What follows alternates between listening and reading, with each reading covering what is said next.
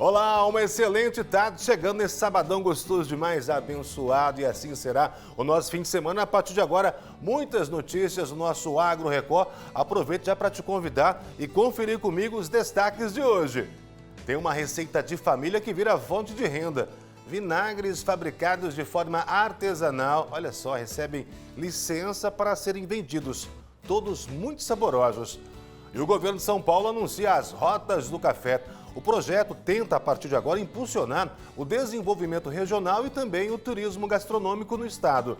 E uma casa muito charmosa, com mais de um século, resiste ao tempo e carrega um pedaço da história de Fernandópolis. A construção, que fica em uma fazenda na área rural, se tornou um ponto turístico.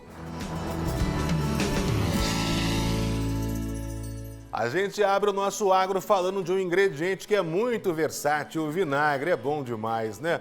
No vinagrete, na salada e tantas outras possibilidades. Olha que gostoso, uma receita que está na 4ª geração, se tornou a principal fonte de renda de uma família. Ela é de Catanduva. Para vocês entenderem, eles fabricam vinagres artesanais de maçã, aromatizado com sabor de alho, muito bom, inclusive eu provei. Os produtos à base de álcool e de maçã e de alho, como eu disse, ganharam licenças do Ministério da Agricultura e também Pecuária para a partir de agora serem vendidos. A gente foi até lá e te mostra como essa produção é feita. Ninguém sabe ao certo quando surgiu, mas a origem do vinagre remete a tempos remotos.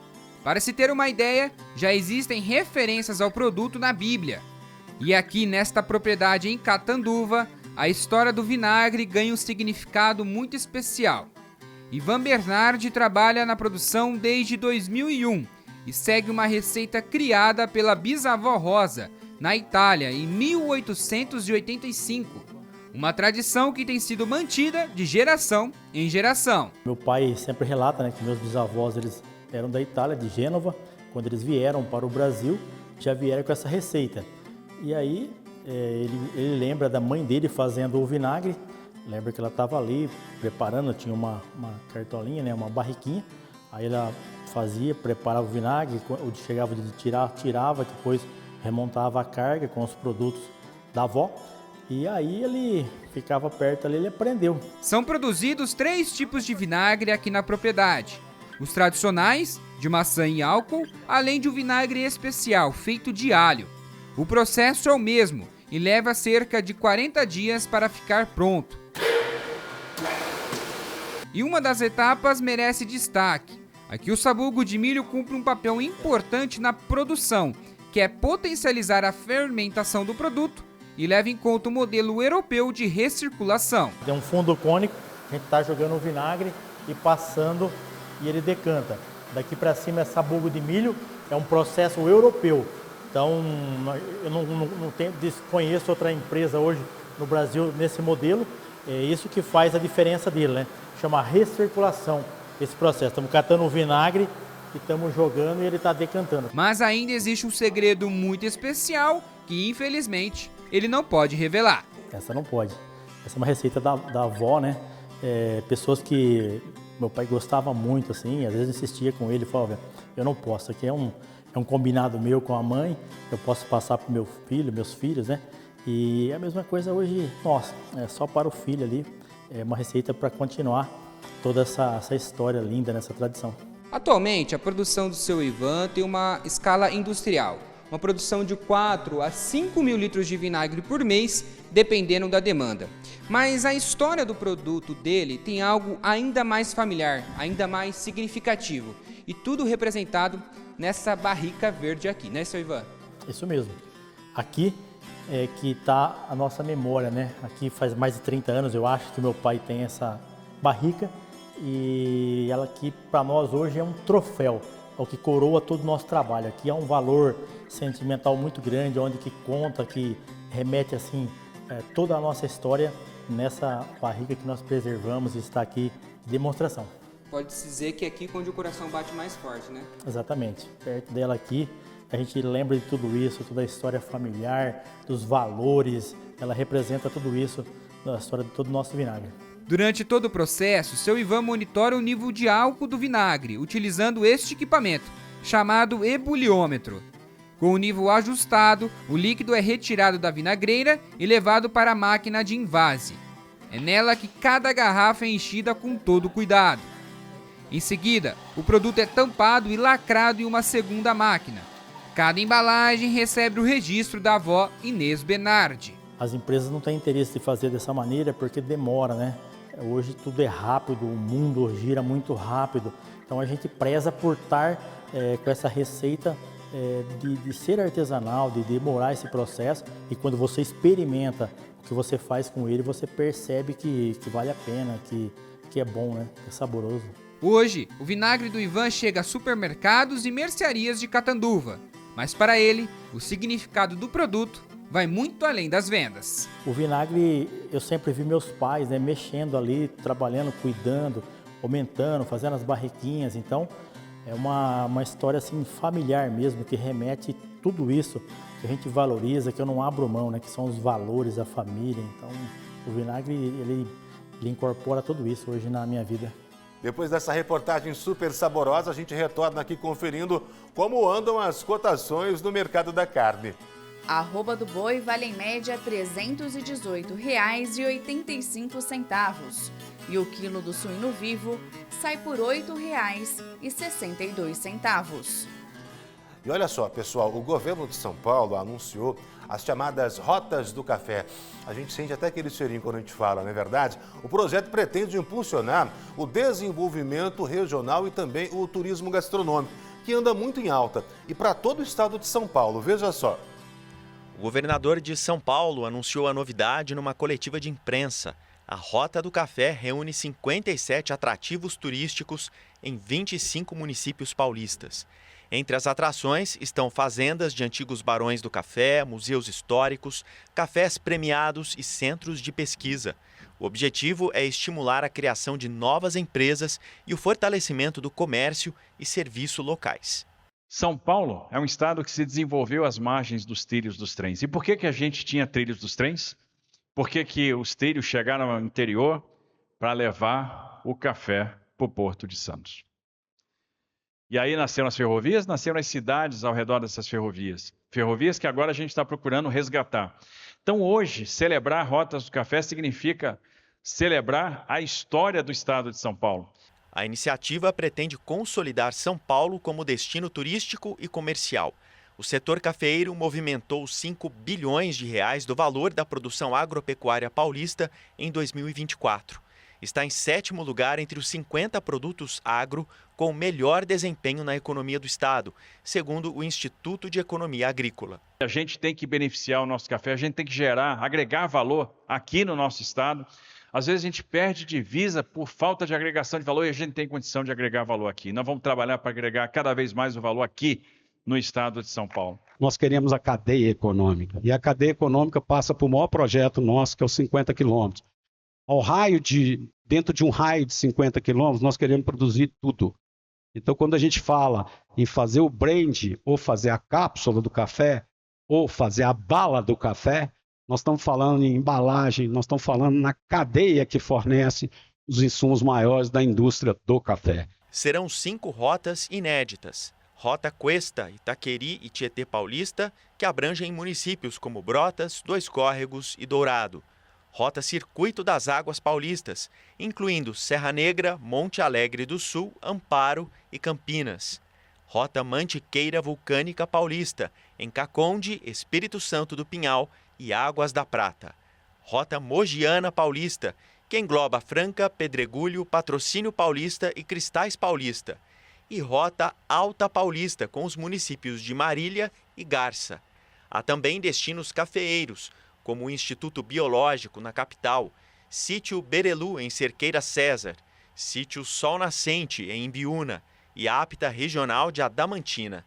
Entre as vivências estão o Museu do Café e Fazenda São João, em Piratininga, Museu do Café, em Santos, Ateliê Casa das Artes e Hotel Fazenda Campo dos Sonhos, em Socorro, e o Recanto de Querência, em Garça.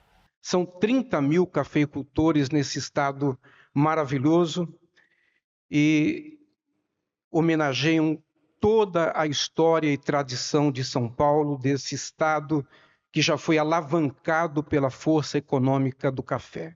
As rotas do café de São Paulo também estão conectadas ao programa SP Produz, da Secretaria de Desenvolvimento Econômico, que fomenta cadeias produtivas locais como as de Divinolândia, Caconde e Torrinha. São Paulo tem mais de 12 mil profissionais empregados no cultivo e mais de 1.100 no comércio atacadista, segundo o CAGED. O estado é o terceiro maior produtor de café arábica do Brasil e o oitavo do mundo. Só em 2023, a produção gerou 7 bilhões e 200 milhões de reais. Segundo o levantamento da Associação Brasileira da Indústria de Café, a ABIC, cerca de 300 novas cafeterias especializadas foram abertas na capital, região metropolitana e no interior paulista desde 2022, período marcado como pós-pandemia.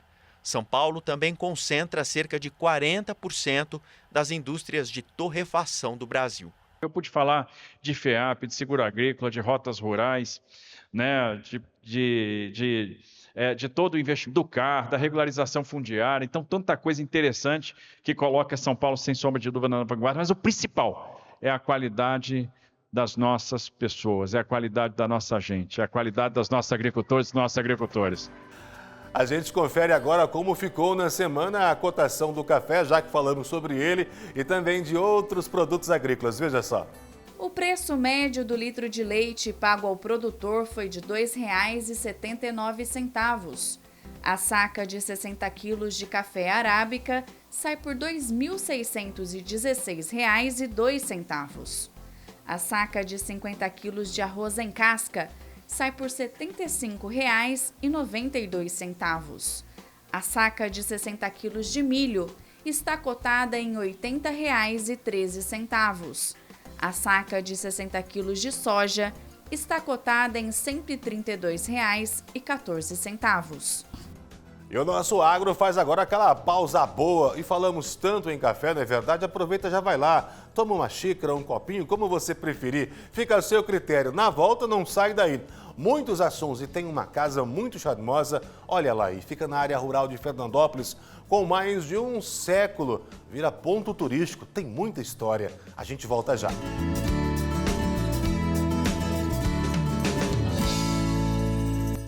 A gente retorna aqui com o nosso agro dizendo o seguinte: o estado de São Paulo, pessoal, liderou as exportações do agro e fechou o primeiro trimestre com superávit de quase 5 bilhões de dólares. É uma notícia muito positiva.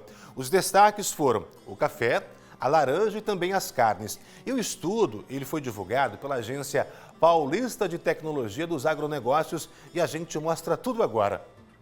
As exportações do agro paulista somaram mais de 6 bilhões de dólares nos 3 primeiros meses de 2025.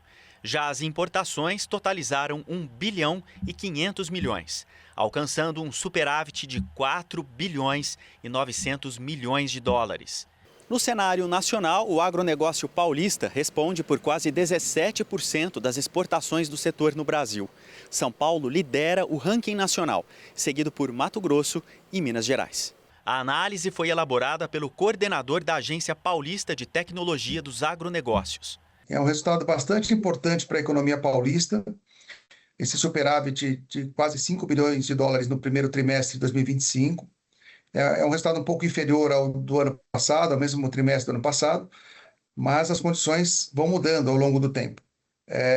E a força do agro é demonstrada pela porcentagem das exportações do agro sobre o total das exportações de São Paulo.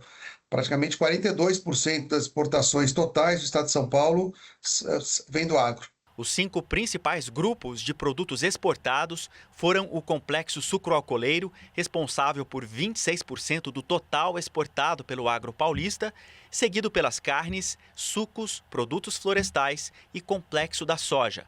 Os principais destinos dos produtos do agro brasileiro são China, União Europeia e Estados Unidos. A China, em comparação com o ano passado, teve uma redução.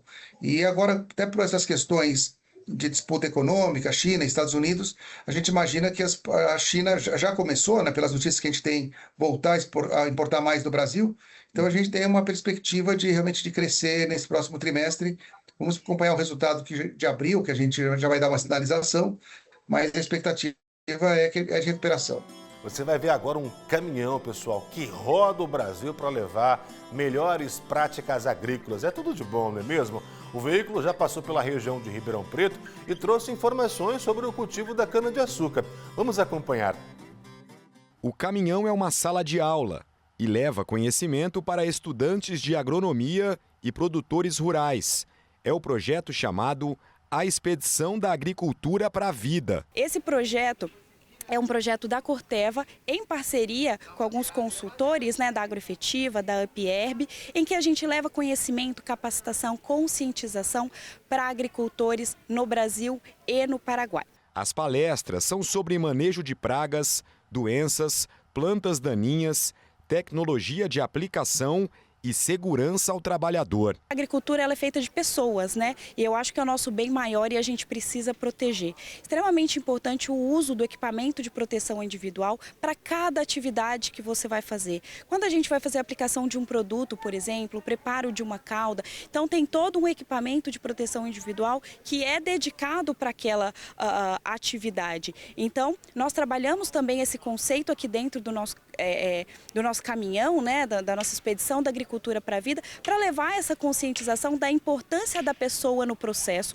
e da importância da proteção dessa pessoa. Os produtores rurais têm acesso a equipamentos de realidade virtual. É a tecnologia contribuindo para a agricultura. A tecnologia é uma aliada muito grande da agricultura, A gente pega aí produtos, por exemplo, hoje, o desenvolvimento de produtos mais tecnológicos, produtos que nos auxiliam no controle de pragas e doenças, a tecnologia como máquinas mais eficientes, o uso de drones, por exemplo, que nos auxilia na pulverização, às vezes de áreas que a gente não consegue acessar com um equipamento maior, ou para nos ajudar também na eficiência da aplicação, na rapidez da aplicação.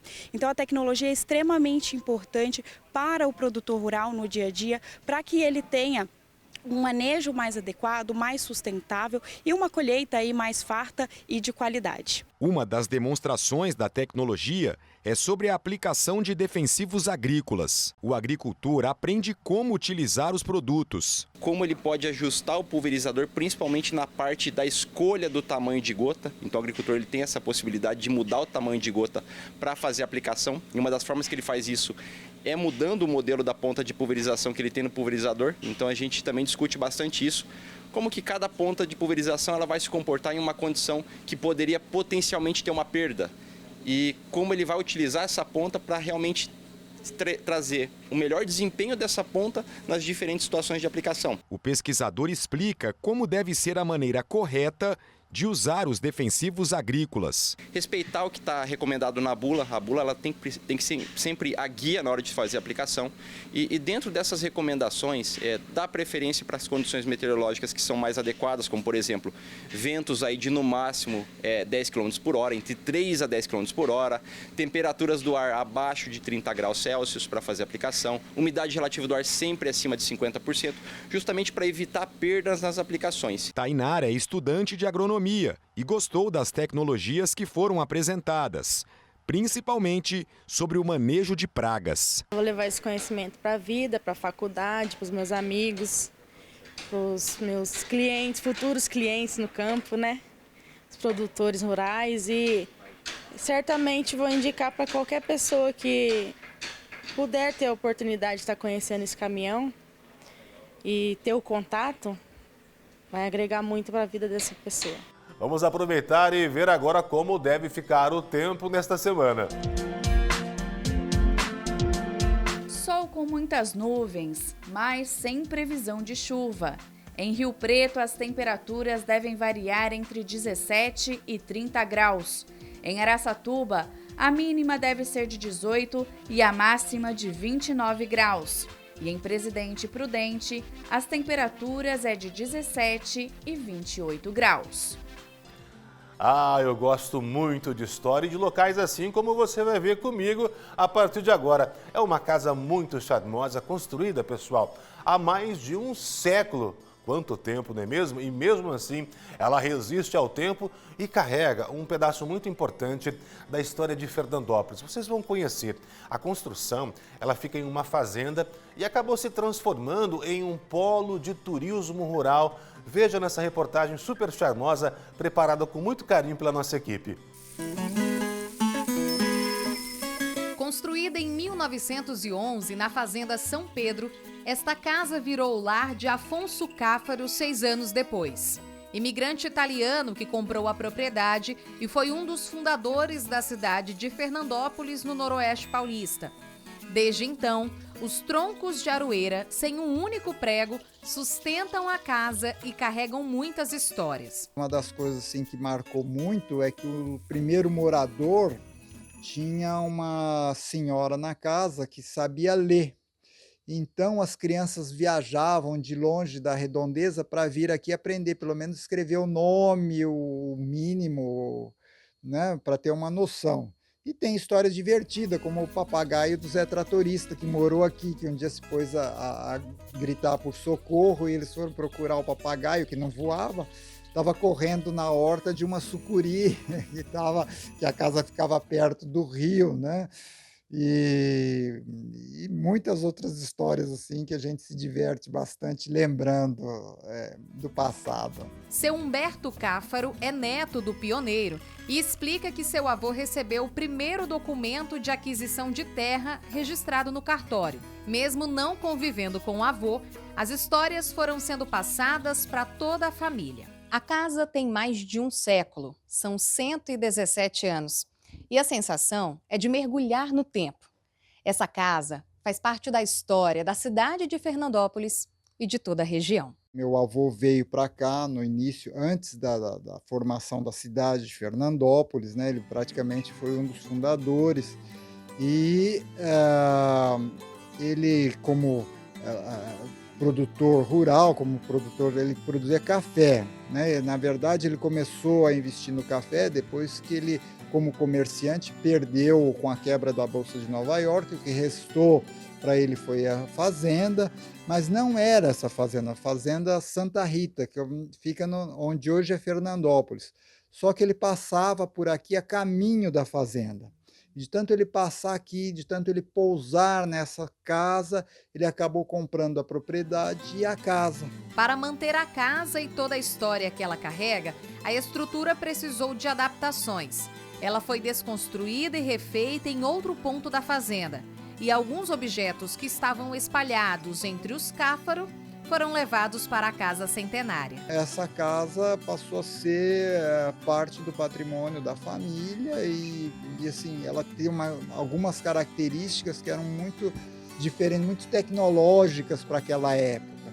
Então ele acabou conservando, meu pai conservou, e eu e hoje minha filha, a gente conserva como uma relíquia, como uma raridade, principalmente como uma lembrança do legado dos meus antepassados para a gente e para os tempos de hoje. Nos finais de semana, a Casa dos Cáfaro se transforma em polo de turismo rural.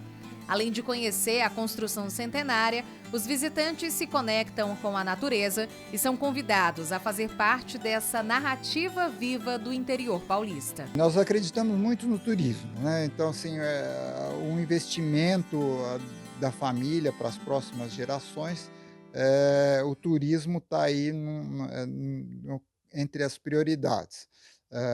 Não só a casa, como a hípica, né? A gente está criando um complexo que possa estar atraindo turistas para cá. E a casa é a cereja do bolo, com certeza.